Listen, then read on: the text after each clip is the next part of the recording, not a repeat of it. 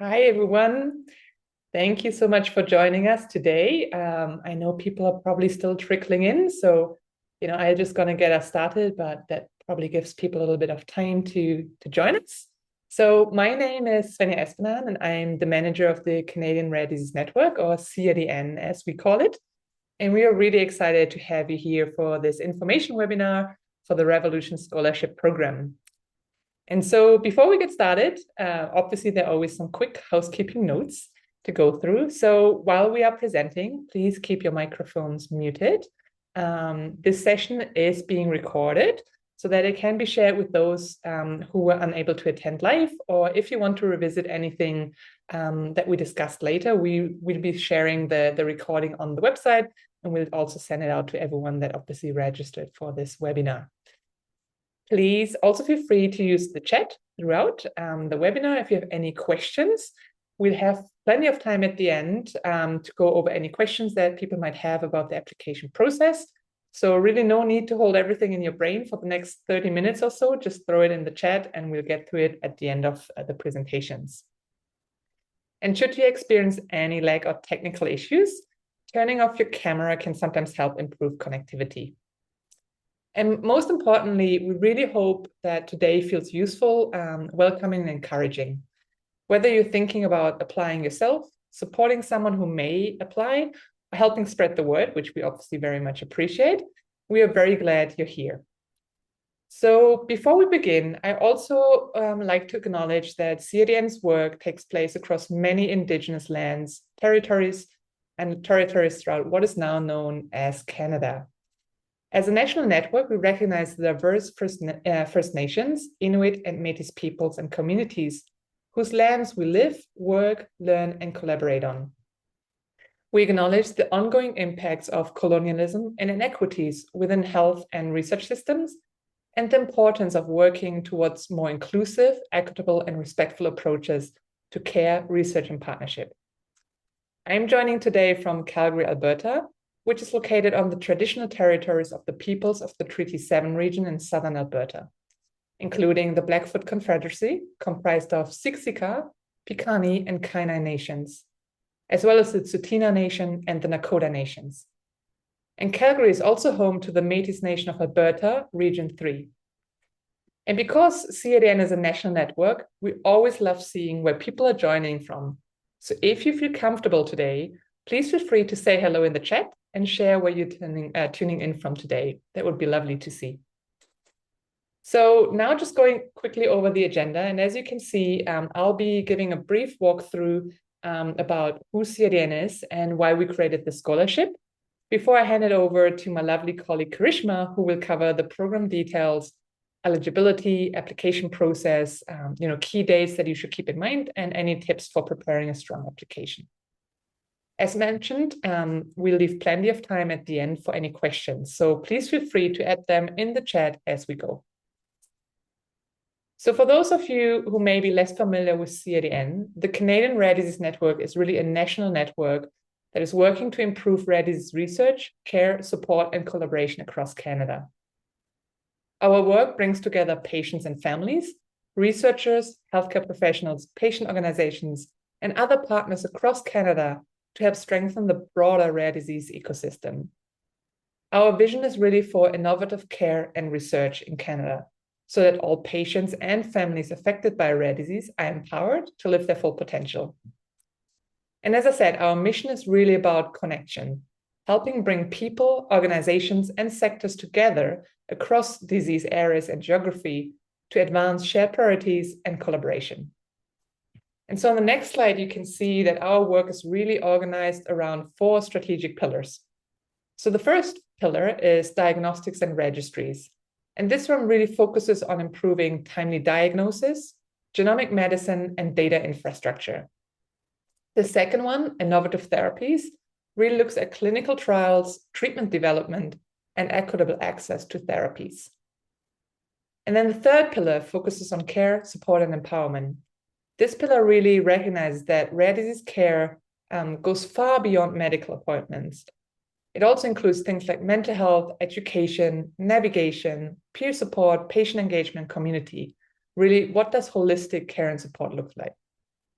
And then we have a fourth pillar that is really more of an enabling one because it focuses on national and global collaboration. So helping to connect Canada nationally, but also internationally, because we know that no single organization or sector or even country potentially can address all of the different rare disease challenges alone. And as you can see on the visual, these pillars are separate nicely, but in reality, they're all interconnected and work together. So for example, diagnosis, should connect to coordinated holistic care. Care should connect patients to education and mental health resources. And research connects to access. And all of it really depends on collaboration, which is obviously at the heart of what we do at CRDN. And as you can see, at the center of it all are you, the people, the patients, families, caregivers, and communities. And so if you'd like to learn more about the network and our strategic plan, or some of our current activities, we'll pop the CRDN website link in the chat, and you're welcome to explore more. I just have a couple more slides about CRDN before I hand it over to Karishma. But this slide is really supposed to give a bit of a sense of how CRDN works across the broader rare disease ecosystem. And so you'll see a range of organizations, institutions, patient groups, and partners on this slide that we are already collaborating with across the country. But this is definitely not an exhaustive list by any means. There are many, many other rare disease organizations and groups that are doing fantastic work. And as I said, what we want to do is really to help try to connect all these efforts that are already ongoing, see where we can strengthen them, and identify where there may be unique gaps where CRDN can step in and catalyze activities. But I do think this slide is really nice to just show a bit of the breadth of the community that is already involved. Because as we often say, rare disease work really does take a village. And so, as I said, CRDN's role is to help connect those pieces, reduce silos, and support collaboration, where working together can create more impact than working separately. And just a couple more slides, because I really want to show the people behind CRDN, because this is an incredible community of people that are dedicating their expertise, perspectives, and time to help rare disease work move forward nationally. And so while I won't go through every name here today, because we want to get through the scholarship details, I do want to briefly show some of the people and faces.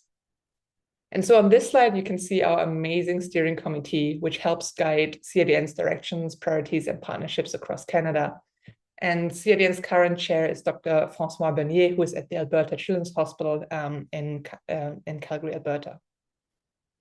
And then we have our Pillar 1 members and people. And again, amazing people involved. I'm sure there are loads of familiar faces that you see. So this one is, as I said, really working across areas like genomic medicine, diagnosis, screening, registries, and data infrastructure. And Pillar 1 is really led by Kim Boycott, who is at the Children's Hospital of Eastern Ontario in Ottawa. And then our Pillar 2, Innovative Therapies, again, a fantastic group of people behind this pillar, really focus on everything from research and therapy development through to thinking about how innovation actually reaches patients and families in the real world setting and how we improve care. And this pillar is led by Leanne Ward, who is also at SHIU in Ottawa. And then Pillar 3, last but certainly not least, our kind of unique pillar, I would say. This pillar, as you can see, really brings tremendous amount of lived experience, community leadership, and patient-centered thinking to the table. And this pillar is really focusing on things like mental health and like education, which we're going to talk about today, thinking about patient engagement, peer support, navigation, and community connection. And this is actually where the RAREvolution Scholarship Program first emerged from. And this pillar is led by Ian Statman, who is at York University in Ontario. And so with this, I want to transition over to why this scholarship really matters. Through conversations with this broad community that we have, and actually some young individuals directly reaching out to us, we kept hearing how meaningful and important education is, but also how difficult it can sometimes be to pursue while navigating a rare disease. And so I'm sure I don't have to say this to any of you because you're probably very aware of it, but living with a rare disease often means balancing, school with medical appointments, lots of uncertainty, fatigue, mental health challenges, financial pressures are real, and sometimes feeling isolated from peers who may not fully understand those experiences. And so too often, I think young people are forced to delay or rethink educational goals, not because of lack of talent, ambition, or potential, but because the systems around them are not designed with these realities in mind and do not support them. And so that really inspired the creation of the RAREvolution Scholarship Program. And so this program obviously offers financial support, which is really crucial. But I also want to mention, and Karishma going to go into more detail about that later, but this program is about more than financial support. It is really about recognizing lived experience, resilience, and potential. And it is about helping create pathways forward and building a sense of connection and opportunity for young people living with rare diseases across Canada. And so before I hand it over to Karishma, who's going to dive into the program in more detail, I also want to acknowledge that, Alexion Canada really supported this program and helped bring this program to life. And we are incredibly grateful for that. And so with that, I'll hand things over to Karishma, who will walk through the scholarship program application process and what applicants can expect. Awesome. Thank you so much, Svenja. So now that we've talked a bit about the why behind the scholarship, let's get into what the scholarship requires and consists of. So I also want to pause and let everyone know that all this information can be found in our application guide. So I threw in the scholarship website link, so you can head there and you can find our application links. Both are application guides, sorry, both are in English and in French. And I do highly, highly recommend everyone to go through them before applying, because all of this information that I'll be sharing today about the RAREvolution Scholarship is in our guides in a lot of detail. So, the RAREvolution Scholarship is a national scholarship program designed to support young people living with rare diseases as they pursue post-secondary education in Canada. So, one thing that's really important to us is making this program as inclusive and accessible as possible. So, it is open to youth aged 17 to 29 living with either a diagnosed or suspected rare disease, because we know that getting a diagnosis can take time. It's also pan-Canadian, meaning students from all provinces and territories are welcome to apply. And finally, it's flexible. We recognize that education journeys look different for everyone, so the scholarship supports both full-time and part-time students across all fields of study. So what support does it provide? As Svenja mentioned, the scholarship includes financial support for education-related expenses. So full-time students can receive up to $5,000 and part-time students can receive up to $2,500.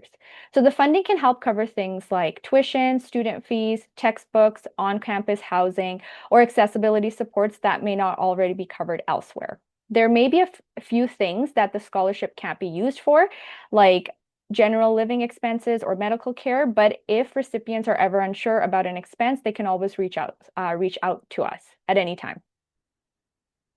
So more than just the financial support, and as Svenja touched on this, we also want to emphasize that the program is more than just financial support. Scholars will have opportunities to connect with peers across Canada, participate in mentorship opportunities, attend events, or share their journeys if they choose. And I really want to stress that participation is always optional and flexible. We understand that health, schedules, and energy levels can vary. So who can apply? Here's a quick overview of the eligibility criteria. Applicants must be between 17 and 29 years old at the time of the application, and they must be Canadian citizens or permanent residents. They also need to be living with either a diagnosed or suspected rare disease and be enrolled or accepted into a recognized undergraduate or graduate program at a Canadian post-secondary institution. That can include full-time or part-time studies. They should also be committed to using funds for education-related expenses. And again, one important thing to highlight here, we have it pinned up there on the slides as well, is that proof of diagnosis is not required at the application stage. Documentation would only be requested if someone is selected for the scholarship. So how are applications reviewed? We know that applying for scholarships can sometimes feel intimidating, so we really want applicants to know there's no such thing as a perfect applicant. Everyone's rare disease journey, educational path, life experiences are different, and the review process is designed to reflect that. So applications are reviewed through a fair and holistic process by reviewers from across the rare disease and broader community. Reviewers will consider 5 areas, which can also be found in the application guide in much more detail, which is lived experience and resilience, educational and career goals, the potential impact of the scholarship, community involvement and leadership, and the authenticity and clarity of the application. Just want to pause here and state that we're not looking for perfection. We really want to understand the person behind the application and their journey.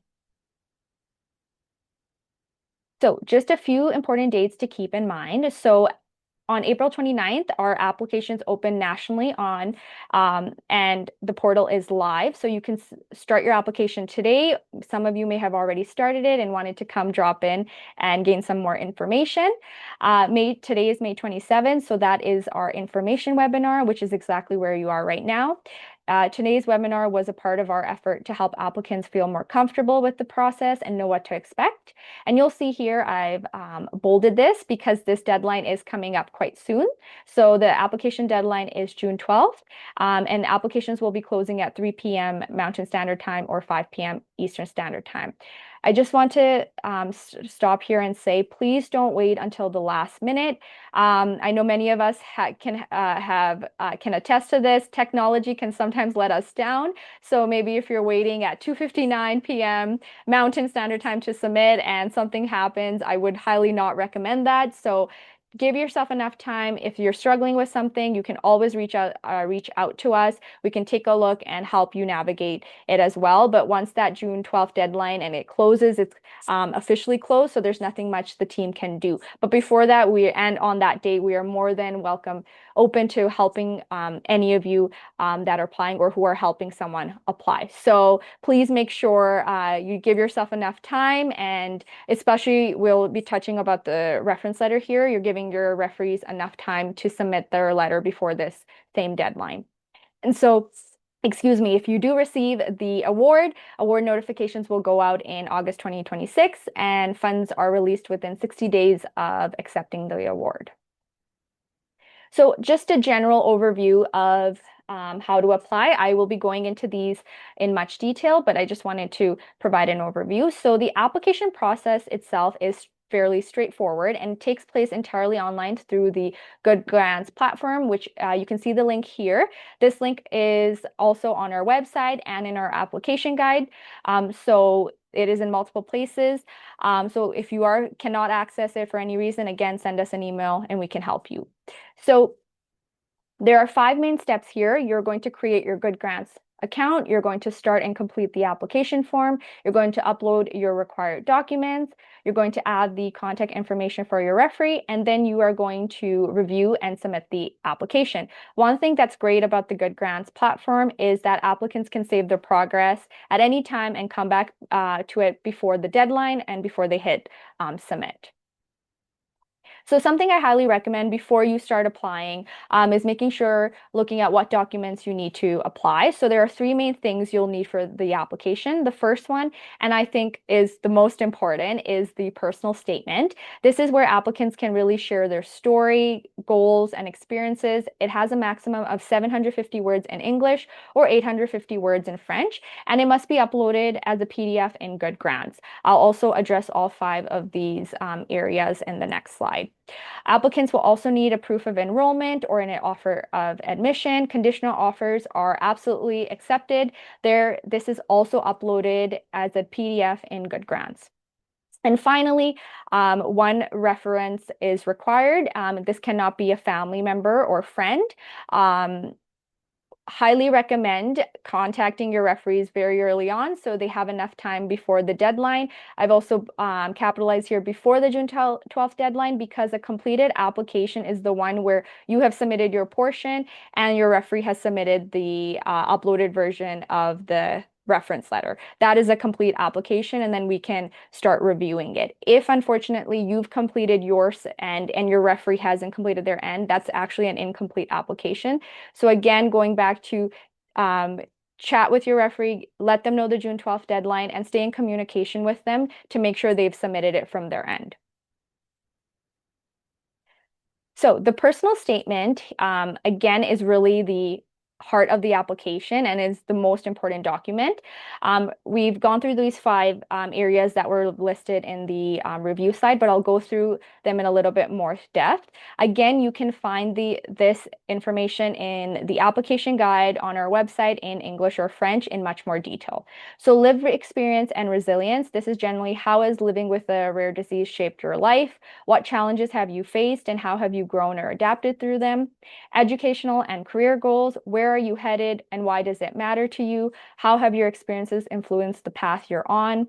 Potential impact of the scholarship. How would this funding help you access opportunities, overcome barriers, or achieve your educational goals?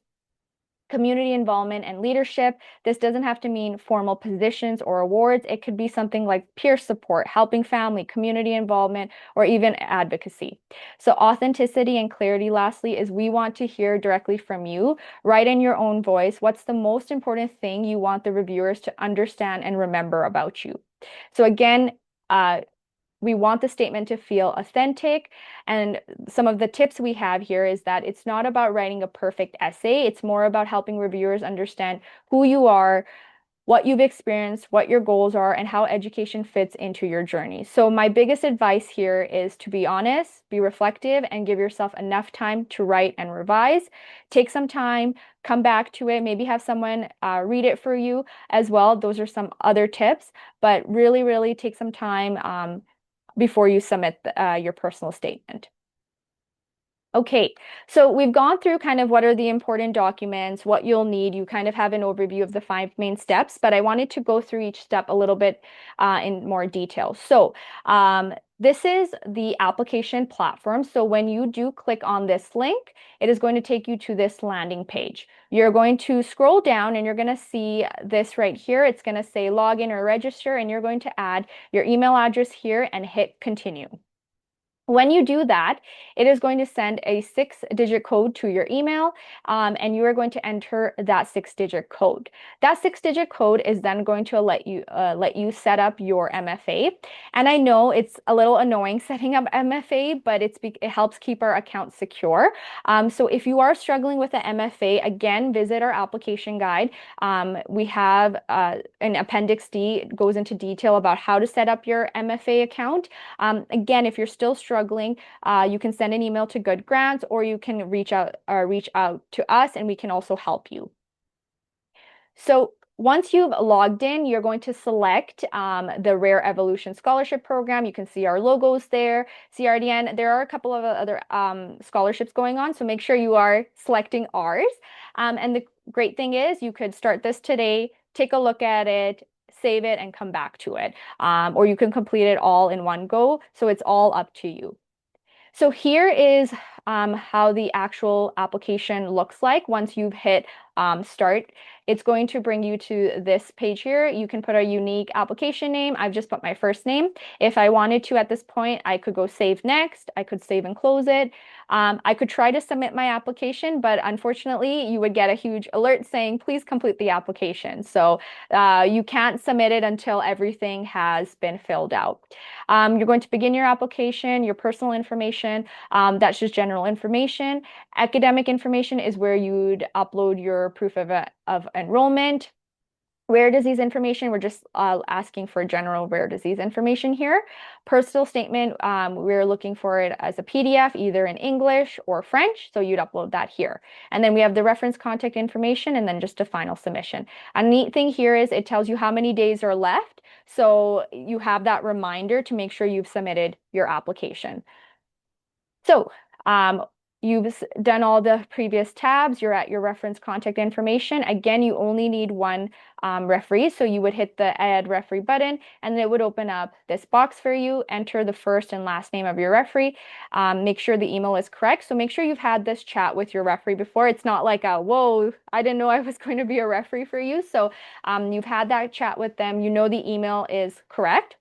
Now, you can save next, you can save and close it, but the minute you submit this application, you will not be allowed to change the referee. So if you're having chats with your referee and it looks like they may not be able to submit the reference letter and you have not submitted this application, you can go and still change that referee. once you've submitted it, there's the application. You basically told us that you've gone through the application, you understand, everything looks good to you, the referee looks good to you, so and you've submitted it.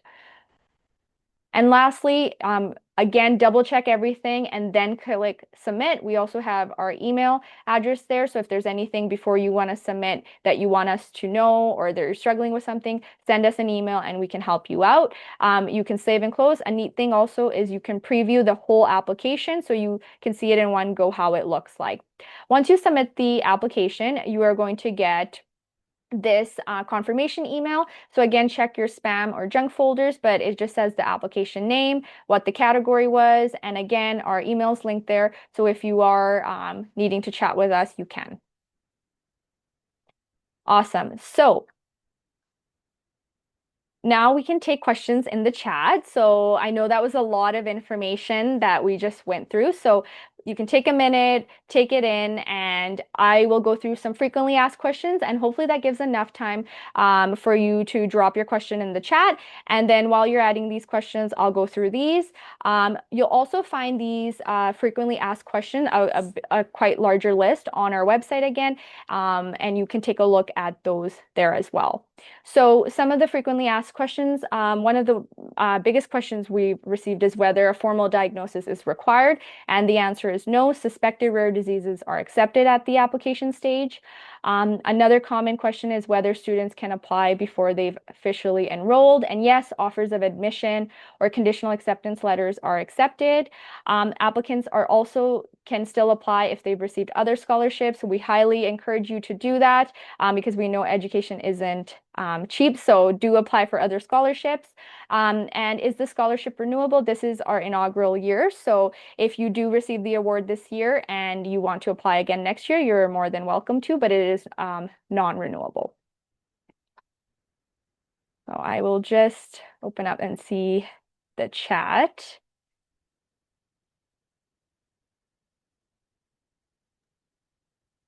Wonderful. And I see some Thanks questions. so much, Karishma. Yeah.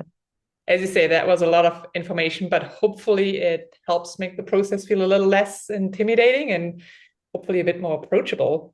And I think it's really important, again, to highlight that this is not a traditional merit-based scholarship, but it's really a program that looks at people more holistically and recognizing lived experience, resilience, and potential. And yeah, I'm excited to see that there are actually a couple of questions coming in into our chat box here. And I think one of the first questions that came through was from Michelle, whether you could expand on what potential impact of the scholarship means. So that goes back to one of your criteria. Maybe you could elaborate a little bit there. Awesome. Thank you, Michelle, for your question. So the potential impact of the scholarship, we're just asking you, how is this scholarship going to help you? So if you're a full-time student and you receive the $5,000, or you're a part-time student and you receive the $2,500, how is that going to help you? I know that in some of the conversations we've had with some students that before this program was made, they said that a scholarship like this could have freed up that money for them to apply it for things like medical care. So that is one potential impact of the scholarship. So if you are to receive the full-time or part-time funds, what can that really help you achieve as you go through this educational journey? Yeah, and I think one other thing to highlight here too, as we said, it is about financial support, obviously, because I know that is really crucial. But also keep in mind that, once you are a scholar, we really want to start connecting you with a bigger community. We want to offer a mentorship program. And I think these things can be incredibly helpful in terms of opening doors and building your network of people that can help you connect with, future opportunities, etc. And we also want to ask the scholars about, whether there are specific topics that they would love to learn more about. So, think about obviously the financial side that is crucial and important, but also think about, the community aspects and the mentorship and, just being part of this and how that would be meaningful to you. Yeah. And I just wanted to add that we're hoping that the community that we create amongst the recipients can really help where we can share resources. They have a place to chat with each other. That can sometimes be missing when you're going to university or college and everyone around you may not understand what you're going through. So that community aspect of those people understanding and can also help like connecting with them, creating friendships. So both aspects we're hoping to create with the program. Perfect. I hope, Michelle, that answered your question. I can see that Kate had another question as well. So Yes. is a screenshot of an emailed offer of admission a valid form of proof of enrollment? Thank you, Kate, for the question. We'd require an actual PDF of the official offer of admission. So you can actually get that from your college or university website by logging in through the student portal. If you're struggling to get that, you can also connect with your university or college, but we would require the PDF of the offer of admission. So now if you've received the offer of admission as a PDF, I know sometimes that comes through in emails, you can upload that, but not a screenshot. Perfect. Thanks, Karishma. And a question from Tina. She's asking, can you clarify, can the scholarship only go towards on-campus housing? What if the type of rare disease and health requires a student to live alone off campus? Awesome, Tina. Thank you for that question. I know right now we have in our application guide that it would be for on-campus housing. So this is directly a question if the recipient were to receive this award and before they're applying the funds, we'd have that discussion with them directly. Perfect.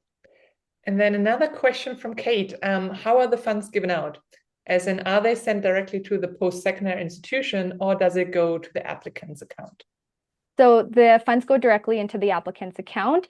We know sometimes with post-secondary and all that kind of stuff, it can take time. So the funds will be deposited directly to the applicant's account, and then we will be in communication with the recipient about where the funds are being used for and stuff. Again, we don't want to make this so cumbersome that we are going into details about it, but it's just letting us know, hey, I've received the funds, and this is where I'm going to be using the funds for. Yeah, and I think it's important to stress that, like we want this to be flexible for you as the student. You can use it, as Karishma said, to pay student fees, but also like thinking about, what are the books, etc., materials that you might need. And we know that's kind of pricey as well. And then even as Karishma touched upon, if there are any kind of disability related accommodations and needs that you might have, that can be covered through the funds as well. And so that's why we are transferring the funds directly to the applicant. Mm-hmm. Okay, there's another question from Michelle. She says, related to the housing question, what if the student's health status does not allow them to live on campus or even alone off campus? For example, they have to live at home.